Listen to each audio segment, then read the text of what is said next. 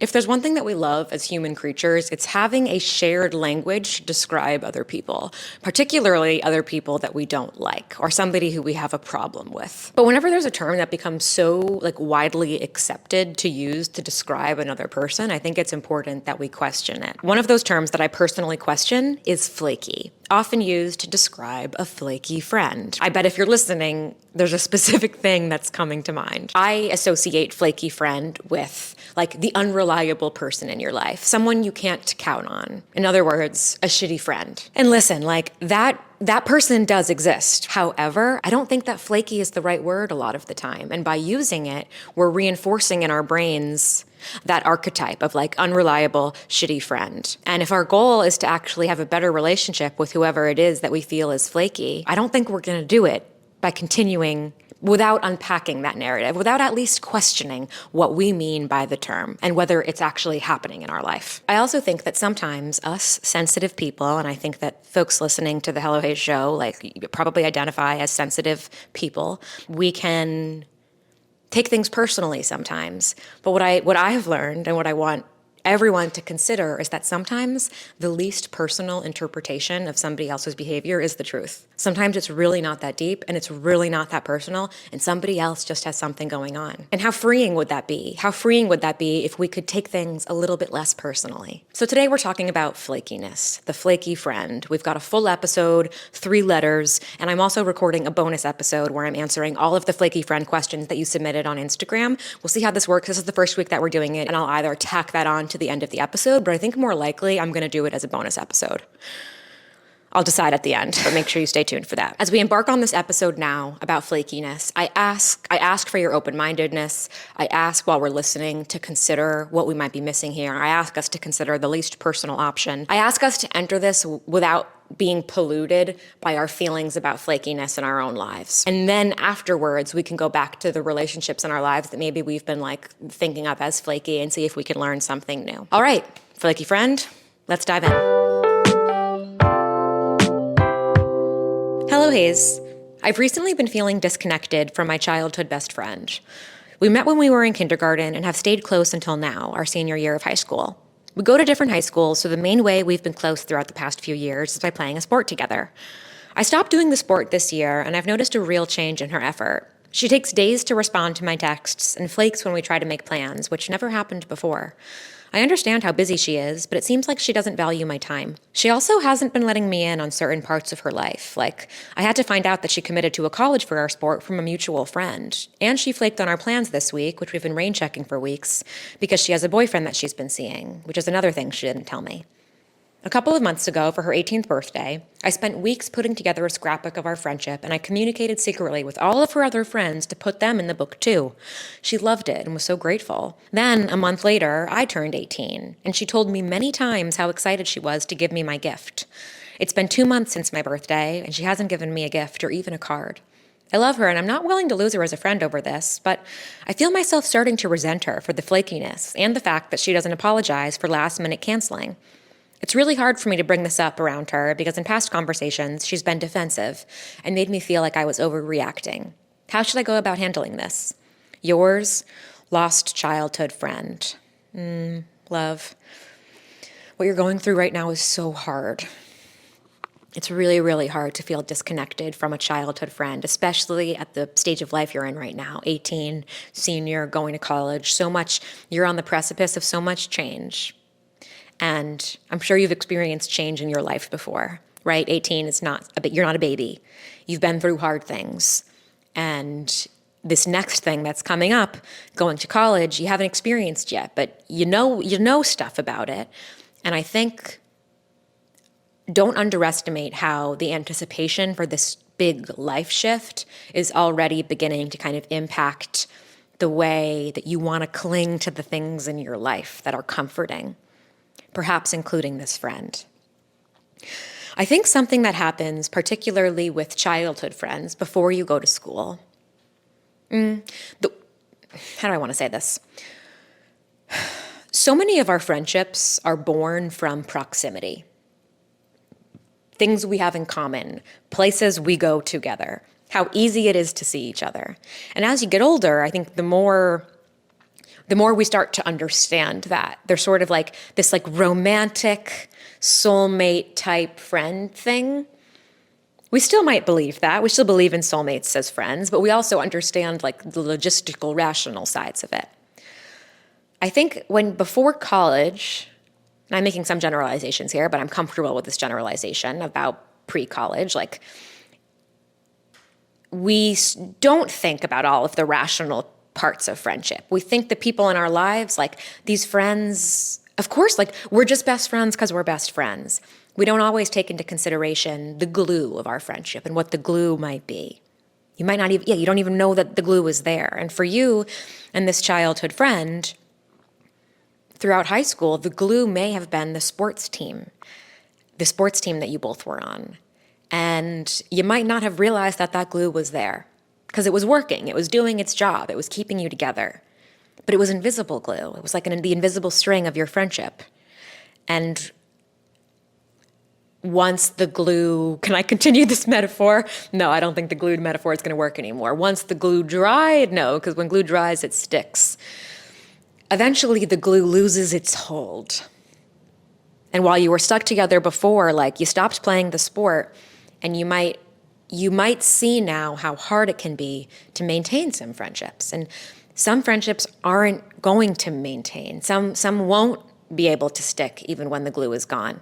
You see that now. You see how hard it is. You see how friendships can change now. And that's a really painful thing to swallow, especially, again, when you're like going to school next year and there's going to be more change.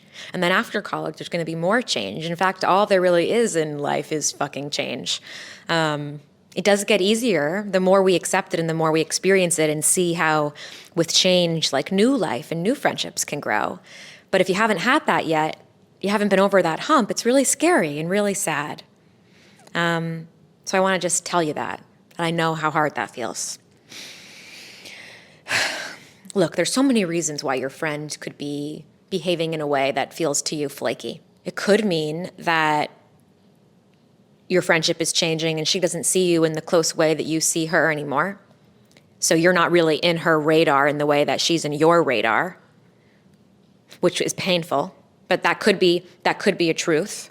It could be a truth that she isn't thinking about a change in your friendship at all, but she really just is busy and kind of overwhelmed with some of the changes that are happening in her life. If she's committed to a school already, for a sport, that's pretty intense. You know, she could be navigating some social stuff at her school that's preoccupying her. You said, I understand that she's busy, but she doesn't value my time.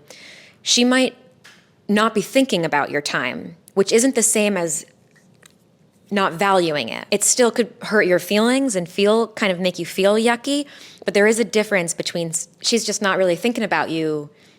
She's not thinking about it that much and like actively devaluing or disrespecting. The thing about not letting you in on certain parts of your life and you're learning about things through other people, that's hard. I've been there. I think everybody's been there. Everybody's been there with a friend. You used to hear from the primary source. You'd get all the facts directly from them. And then later, as the friendship evolves and as life gets busier, sometimes you learn things from other people.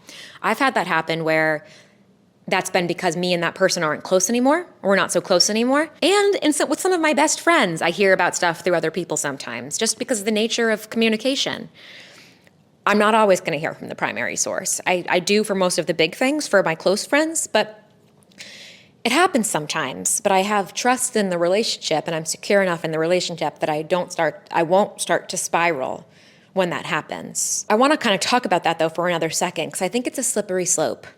Specifically, you need to tell me everything when it happens, and if I hear it from somebody else, I'm going to think that we're not friends, or I'm going to think that you're disrespecting me. Because I've also had friends before that treat me like that a little bit.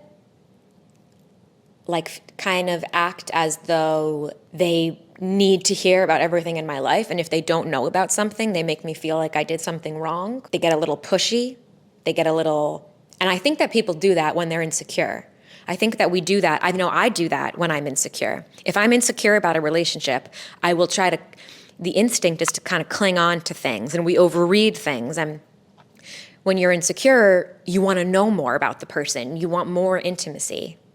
But from the other side, like when I've been the person who someone's doing that to, it makes me not want to tell them anything. In fact, there's no kind of faster way for me to wind down or kind of distance myself from someone than if they are acting like simply because they're my friend, they have guaranteed and an immediate access to like every update I have. Me sharing that isn't saying you're doing that, but it's sort of just kind of a larger note about that type of feeling in friendship. And to be, if you notice yourself feeling that towards someone, to kind of question it and to think about, well, am I treating that person that way? Am I treating them like, am I asking them why they didn't tell me something? Am I poking?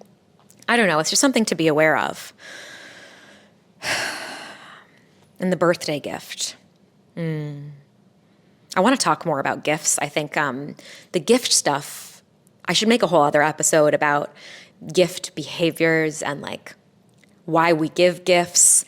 I think what I don't want you to do, my love, as you get older and as you continue in your relationships is to give elaborate gifts to people who you feel are pulling away from you. Do not use gifts as a way to try to get someone's love. Sometimes when we feel somebody pulling away or we feel something changing, we want to pour more into it. We want to pour more of our heart into it.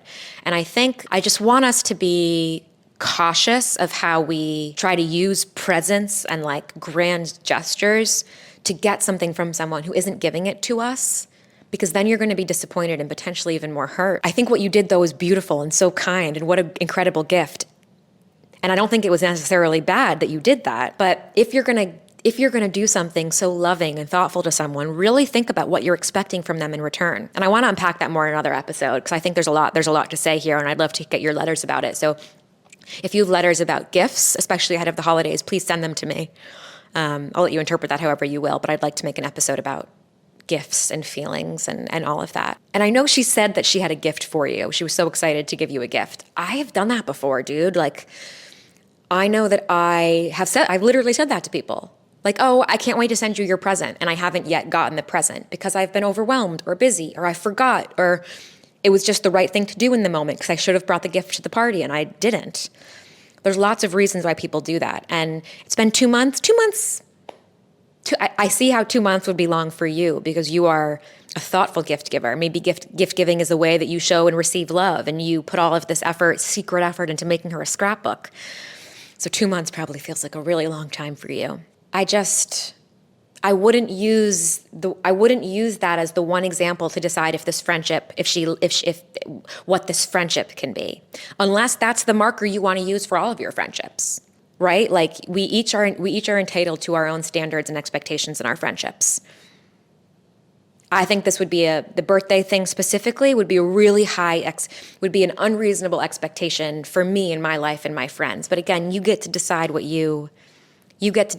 matters to you. If you're going to have those specific expectations of people, like around gifts and how prompt they are with those gifts and how thoughtful they are, I would verbally say that. I would make them know that this is one of the ways that I like to be treated. I don't even know how I would say that. So maybe, again, I'll give that more thought for a future episode on gifts. But if your expectations are going to be kind of really specific in one way, and if you're not open to receiving love in other ways, I think you should verbally, explicitly say that. But again, I think you're feeling this because of the buildup of all of the distance. It's not like this is out of nowhere, right? It's not like this gift is out of nowhere. The friendship has been feeling fabulous and the gift thing happens. I don't think you're overreacting. Your reaction to the gift is a product of the buildup of the distance. It's interesting that when you've brought this up in the past, she's been defensive and made you feel like you were overreacting. There's a possibility both of those things are true, that she is being defensive and that you are overreacting, or that you are not bringing enough self-awareness into the conversation. Maybe you're not bringing enough chance that you're taking this more personally than it's intended. Now look, intent is different than impact. Just because she doesn't mean it personally doesn't mean that she's not doing things that are hurtful. But if someone is defensive and if we are close, I think it's important to consider, well, why are they being defensive? Now, she should be doing that herself too. She should be reflecting and thinking, I'm being defensive right now. Why am I being defensive? Is it because I know that I've been distant and I haven't been putting much effort into this friendship and I actually should? Am I being defensive because my friend is being kind of selfish right now and isn't asking me at all how things have felt for me, isn't considering how overwhelmed I feel? Both of those things could be true. But if you bring it up to her, I think it starts with, like, I've been feeling disconnected from you. And I think I'm feeling really nervous and scared about that since we're going to school next year. And I want this friendship to last. Do you feel any of that? And from there, then the conversation can be, well, what are the ways that we can show each other that we love each other, even if we're not in constant communication?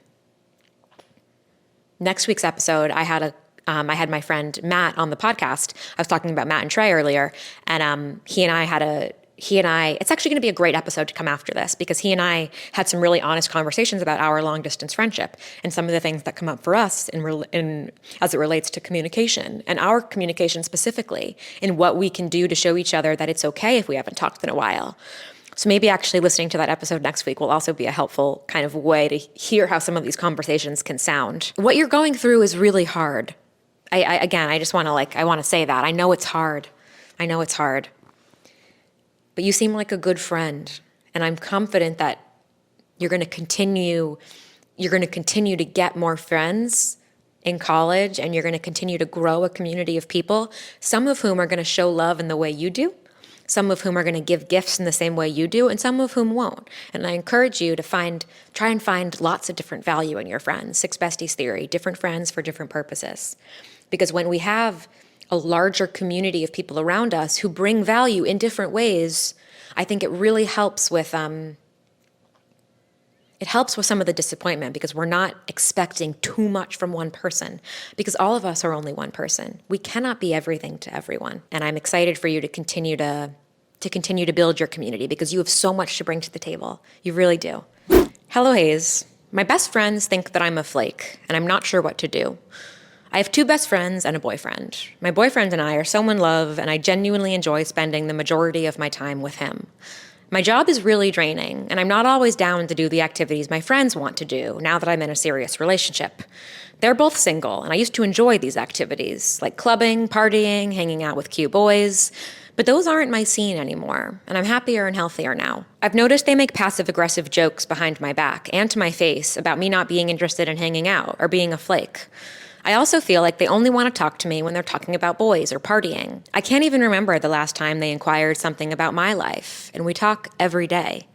How do I tell them that I'm in a different stage of life and I can't be held to the same standards I was before? I want to see them and hang out, but every time we do, the activity progresses to a party scene, and I feel trapped. I try to tell them about my life, and then I get ignored. What do you think I should do? Yours, growing in a different direction. Okay. So much here. So much here.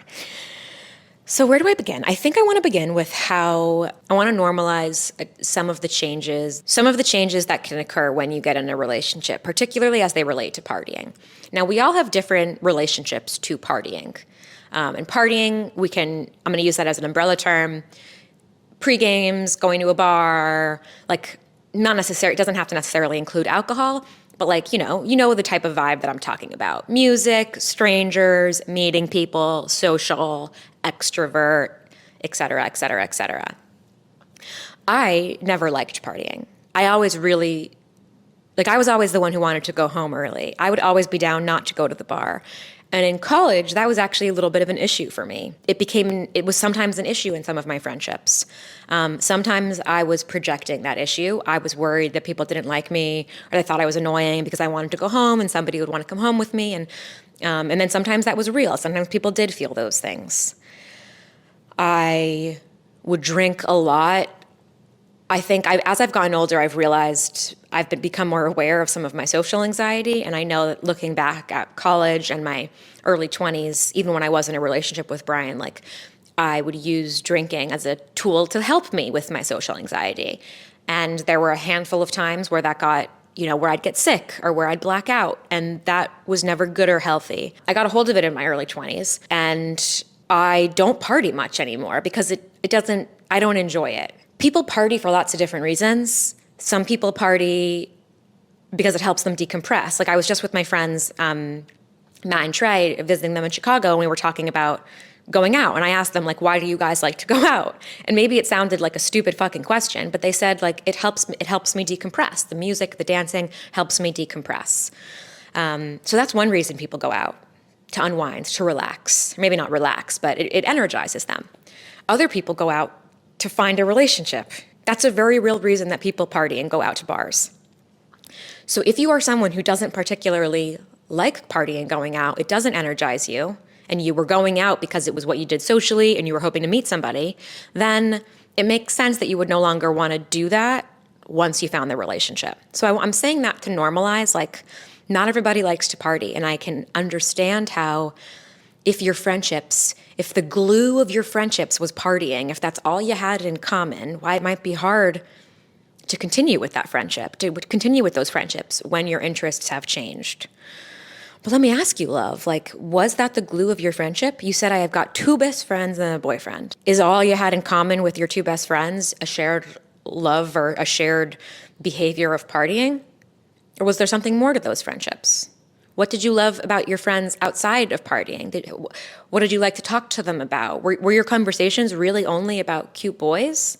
Or is something happening right now in your friendship dynamic that's giving you a lot of distance from the reason that you were friends in the first place? You say that you want to hang out with them and you want to be friends, but you're not going to have a friendship with them if you don't examine some of the judgments that you might be bringing to this friendship now that you're in a relationship.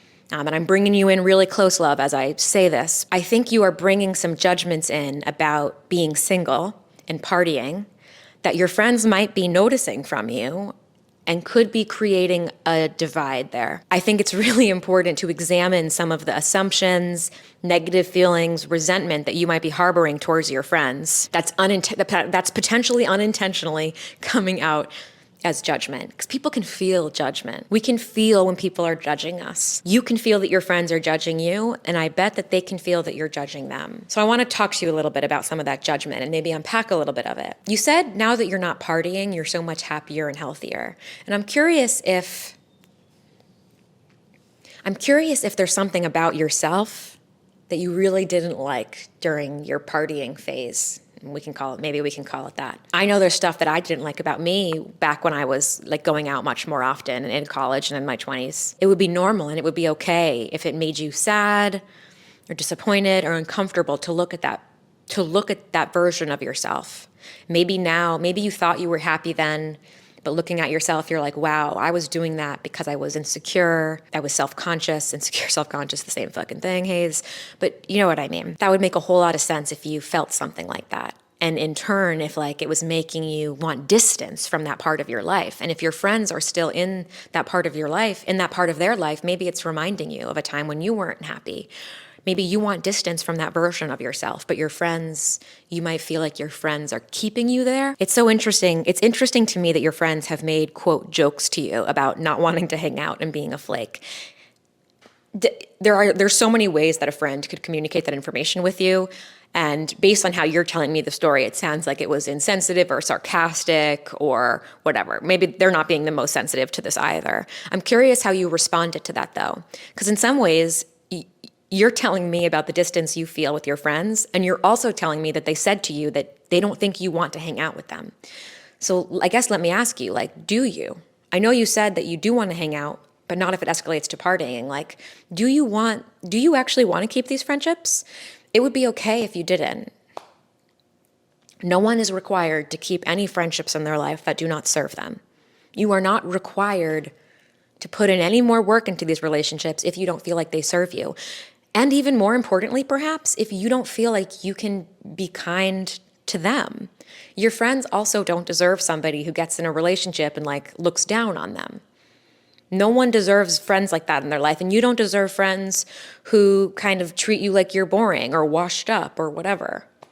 We deserve friends who want to learn more about each other and are down to do things outside of our comfort zone sometimes, or accept that we have different interests, right?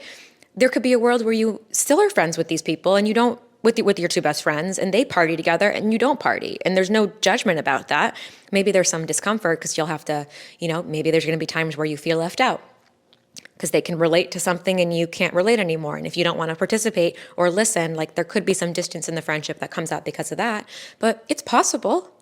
It's totally possible. You can have friends in different stages of life, but it's hard to maintain those friendships if you're secretly judging them and being resentful. Also, another thing I want to normalize is like your job is draining and you're in a relationship and you want to spend your time differently.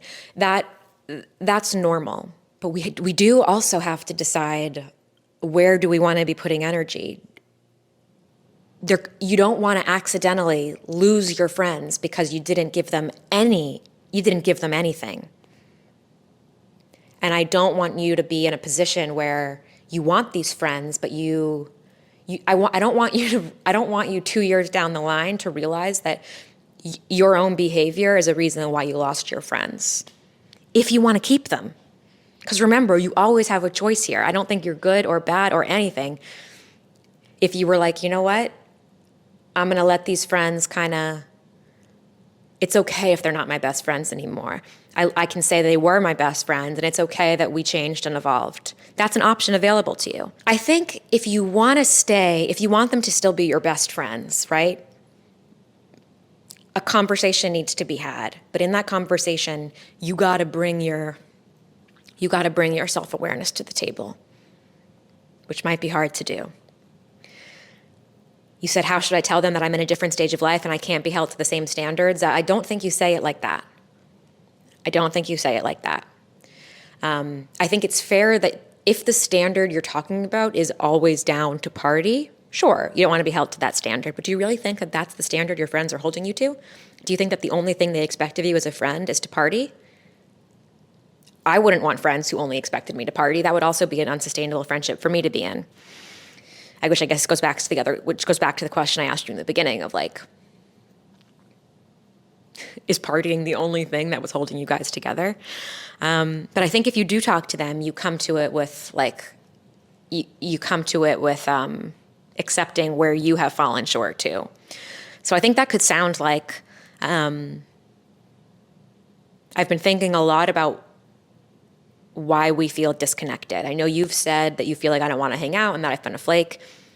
And I have felt like you don't seem interested in the new changes in my life. And I know that I have been kind of dismissive and maybe even judgmental about some of the stuff that we used to all do together.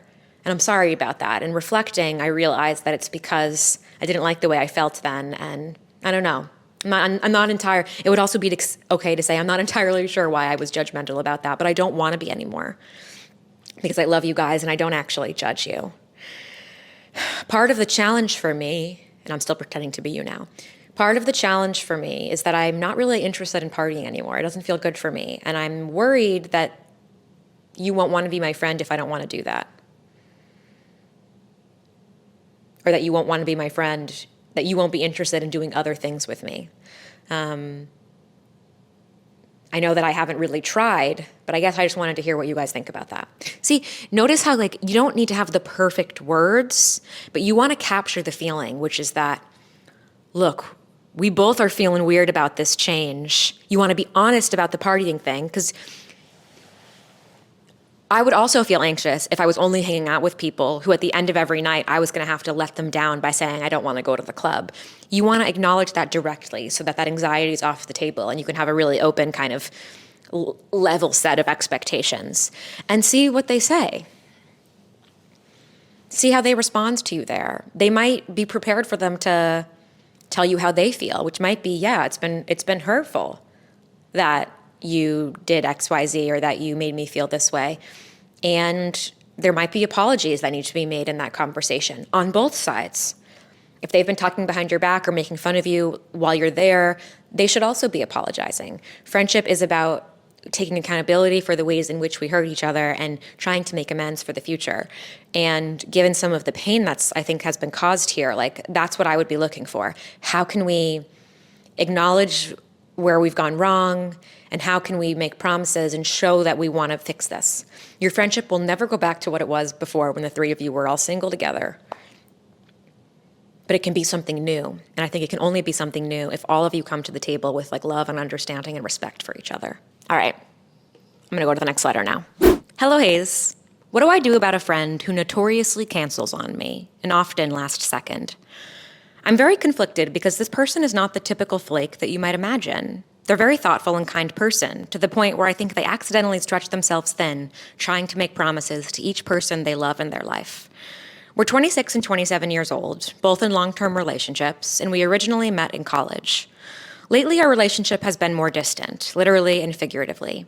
We live 45 minutes away, and between being busy with other friends, family, and work, we don't see each other that often. This is totally fine. We check in here and there and try to make plans every 3 or so months for birthdays or a random get-together.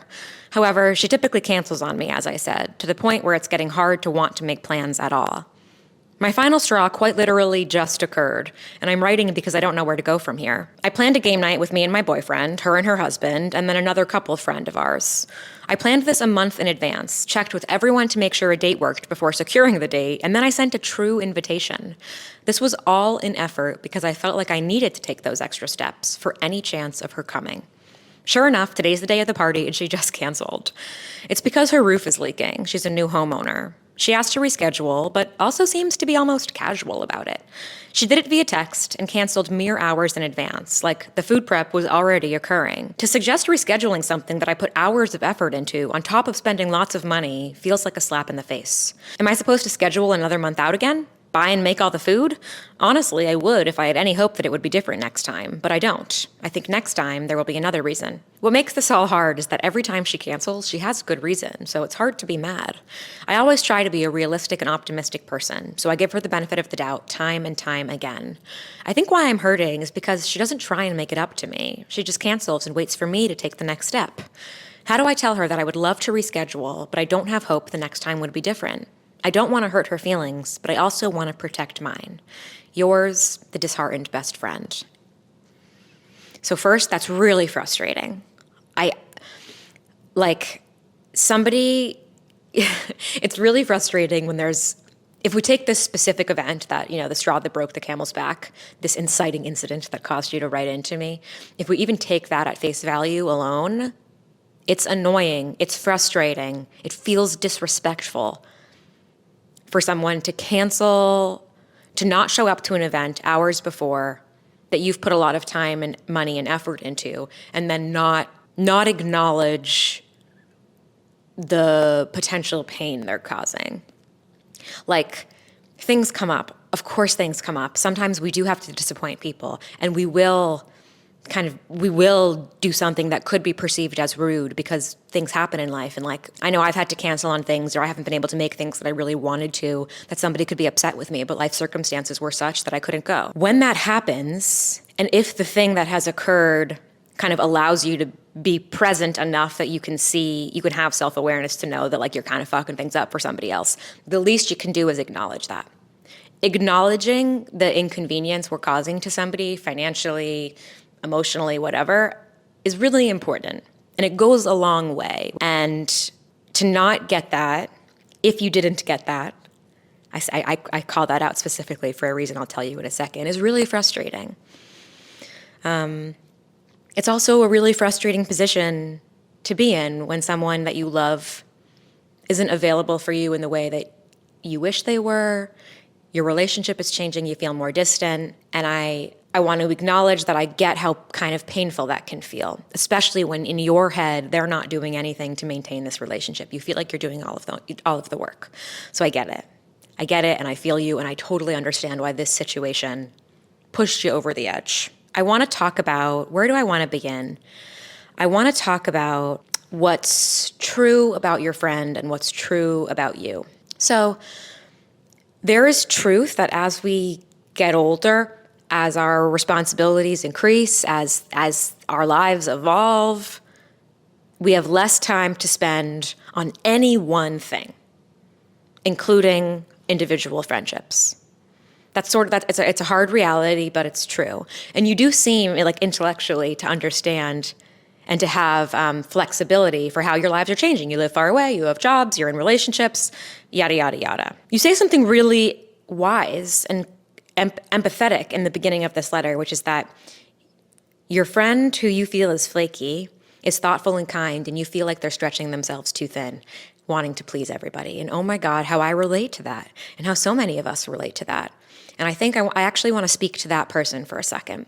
I want to speak to that person who overextends themselves because they're afraid of disappointing people. When we overextend ourselves, we are pleasing nobody. Overextending ourselves does not make us more lovable. It doesn't make us more worthy of friendship or love. It really only hurts us and then hurts the things we love. It's a trap. Saying yes to everything is a trap. You think that it will allow you think that it will bring in more abundance, but it just sucks you dry and puts you in a position where you actually are disappointing somebody. It's a self-fulfilling prophecy. We do it because we want to be there for everyone and make everyone feel loved, but in turn, we make everybody feel like chopped liver. But it's so easy to feel that way. It's so easy to be in the position where we stretch ourselves too thin. I do it constantly. I've really been trying to make more of an effort, specifically when I travel back to New York. This is when it comes out. This is one of the times in my life when that feeling comes out for me. I live in LA. When I go back to New York for family, for wedding, for something, over the last several years, I often stretch myself too thin. Because what if one friend sees that I'm in New York and they see that I didn't text them? Are they going to think that I don't like them? Are they going to think that I don't love them, that I didn't think of them, that I don't want to continue our friendship? No, I'm there for 5 days and I have a job and I don't need to explain to you guys why it's hard not to overextend yourself on a trip, right? If any of you ever said that to me, do you think that I have to text every single person I know when I'm back in my hometown? I'd say, no, love, protect your peace. You can only do so much. Your friends will understand. And in my own trips back home, I've had to I continue to overextend myself, but every time I'm getting a little bit better. And frankly, if somebody saw that I was home and interpreted it, and I didn't reach out to them and interpreted it as, maybe Hayes doesn't want to be my friend, that would make me really sad. And I know that I show the people in my life that they are my friend. And if somebody wanted to hold me to those high standards, I don't know what I could do. I don't know what I could do differently, because overextending ourselves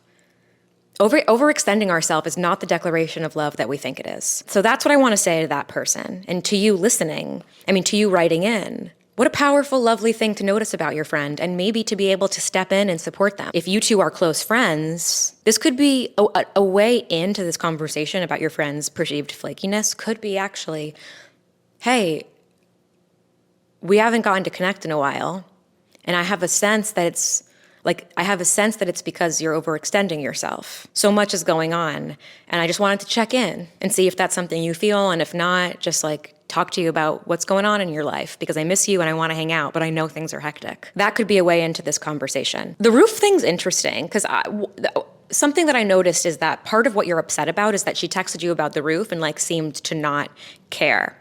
Seems to not have any self-awareness of how canceling last minute is affecting the group. I guess I want to ask you, why?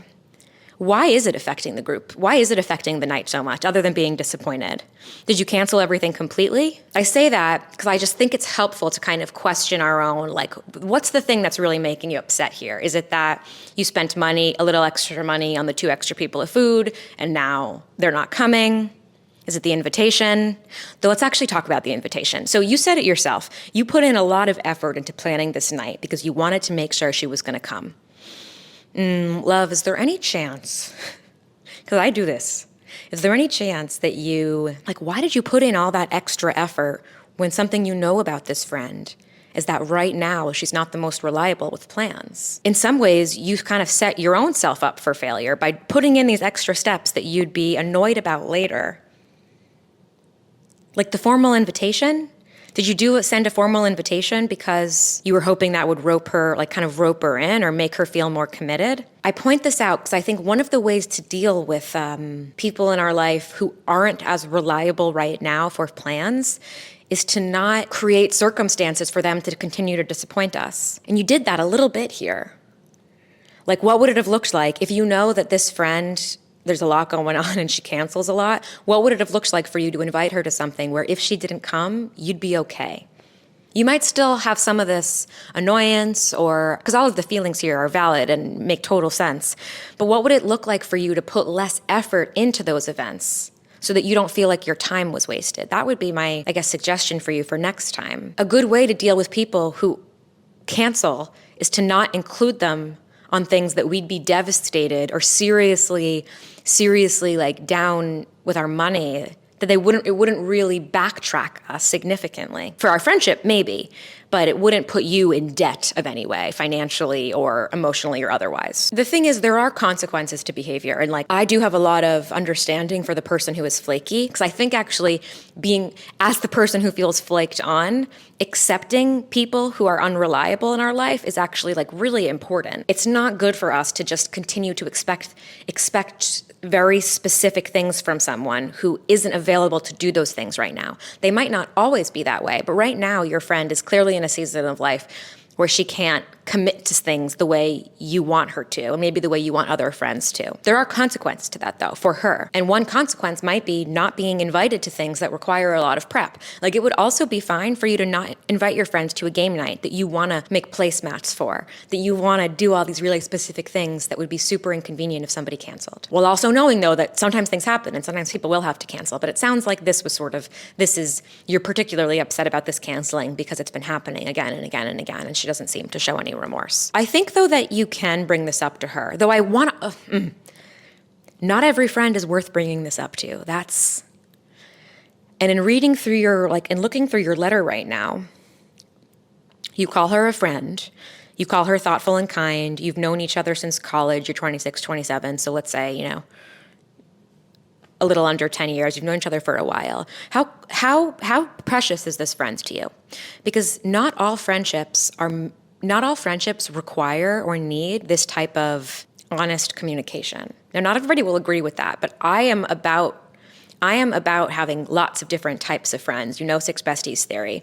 Not every person who I consider a friend in my life do I hold to the same expectation. I don't hold them all to the same expectations.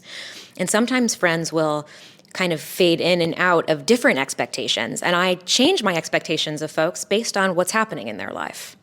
Now, there are some expectations that I never drop, right? Kindness, respect, etc. But that's an interesting one, respect, actually, because you could say that canceling without being apologetic is disrespectful. However, if I know that my friend is a little scatterbrained at the moment, and the moment could be a whole year perhaps, I'm not going to take that personally, and I kind of understand that my expectations of them, I know that they're not their most sensitive, thoughtful, with itself right now, and I make a choice. Am I going to love them? Am I going to stick around, or does this really feel like something I can't tolerate? And then I go from there. But there are plenty of people I know who, I have flaky friends, flaky by the definition that we were talking about earlier of cancels on things. I have people in my life who I know that if I make a plan with them, it might fall through. And I don't really give a shit. I might not invite them as a +1 to something where it's really important to me that I have a strong +1, but I love them and I'm close with them in different ways. I don't think I'd have this conversation with some of those people because we don't owe that to everybody. Owe is an interesting word. Maybe owe is not the best word. I don't love the word owe because friendship isn't about owing each other things. It's about wanting to do certain things for each other. But maybe you think about is this the kind of friend that I want to address this with? Or is this a kind of friend where I'm okay actually just changing my expectations of them? If you want to say something and you want to address the behavior, I would address it from a place of loving them, missing them, and wanting to connect. I would not address it from a blamey way. I would first make sure you understand what's going on and kind of see what their own self-awareness is. Because look, some people frankly just lack self-awareness. And your job isn't to give somebody self-awareness. That's their job. You have to decide if you can be friends with someone who isn't very self-aware. I have friends who I don't think are very self-aware, and I don't expect self-awareness out of them. I expect the other things that I like about them. And if there's nothing I like about them, then they're not my friend anymore. So maybe, what would you say? I wrote a little script here, and I'm not sure if I like it. I think you say, I want to talk to you about something because I love you, and I love our friendship, but I've been feeling a little bit distant.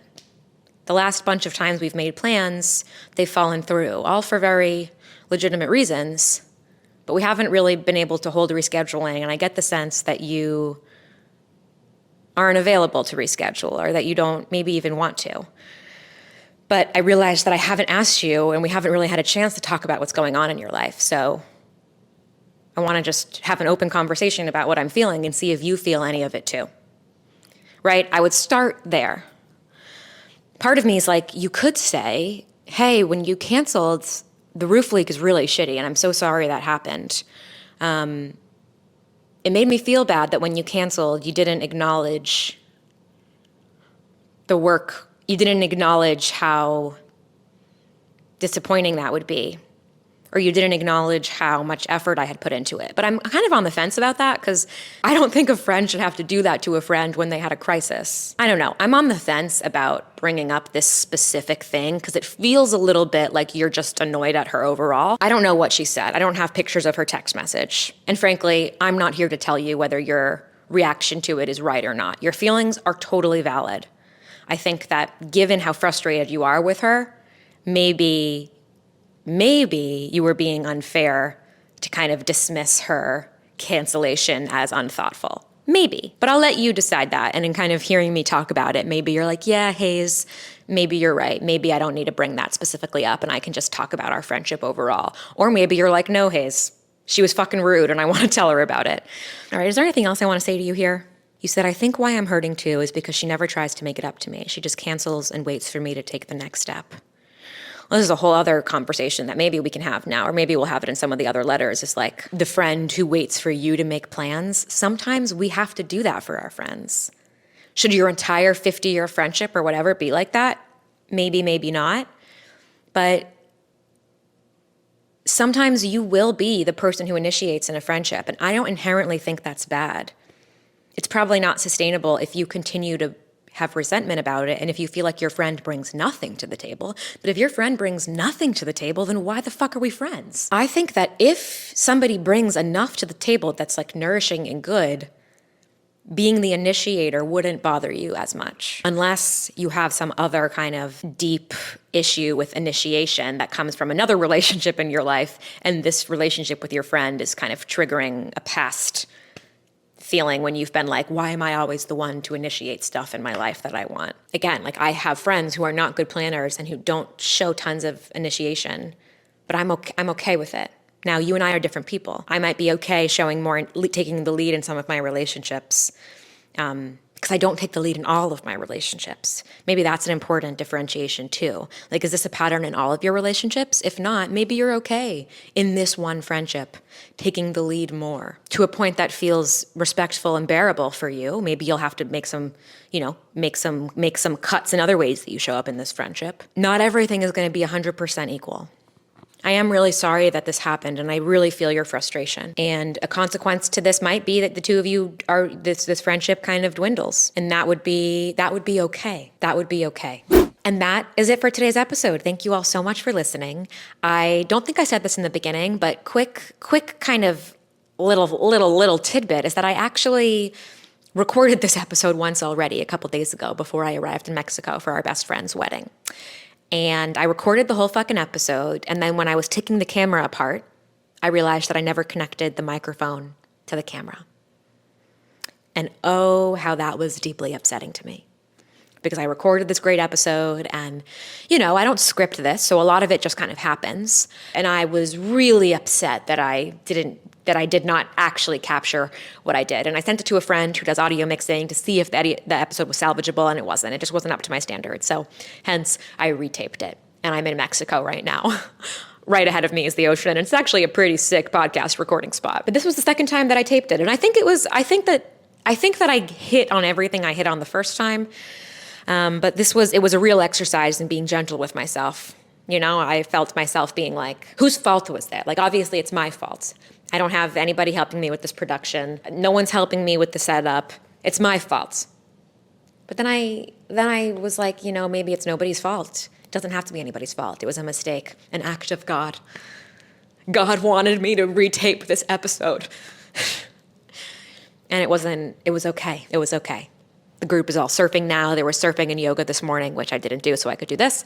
But I wouldn't want to go surfing anyway. If you watch my Instagram stories about the snorkeling, I'm not a water sports gal. I'm a 2 feet on the land gal. Don't forget about the bonus episode coming out where I'm going to go through the Flaky Friends rapid fire questions. Send me your letters on gift giving if you have them. And with that, I hope you have a great rest of your week. I love you, and I will talk to you soon. Bye.